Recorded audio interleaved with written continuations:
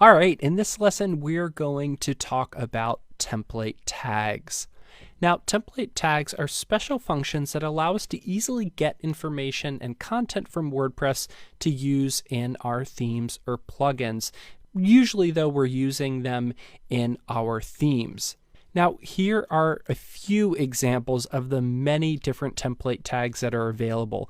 And you can see we have some that start off like get header and get footer and get sidebar that are going to pull in different files. We have get template part that'll also pull in files. WP login form displays a login form. Blog info will give you all sorts of info about your site, like the URL, the name, the description, the title, get the title, the content. Now, I want to point out here, backing up to the title and get the title. A lot of these tags will have two components to them. The title is going to get the title and display it. So it'll use like a PHP echo, which we've been looking at before, and that will display it. But sometimes you just want to get the title to do your own things with it, and you don't actually want to display right there. You might want to assign it to a variable and display it later. So that's where get the title comes in handy.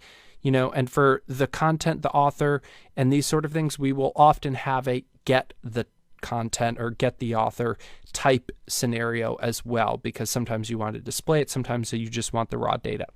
So categories, tags, the comment author, so maybe you're displaying a loop and you want that. If there's a featured image, the post thumbnail, the permalink is a way to get the link inside of the loop to all sorts of things, whether it's the title or the page, whatever it is that you want to create a link to. Edit post link will give you one of those nice little edit links, so you could just click edit and it will hop into the back end and you could easily edit what you're looking for. The site URL, WP nav menu, displaying menu locations out, which is a little bit more complex. So the thing I just want to point out now is that there are tons of these, and in the lesson notes you could find a link to the page, and when we get to this part in the course, we're going to have a whole section of the course just on template tags. So don't worry about it too much at this point, but I would suggest you go check out that link just to see and get an idea of what is possible. So if you're someone who's played around with WordPress before, this might not be completely new to you. You may recognize a bunch of these and you may find some that are new.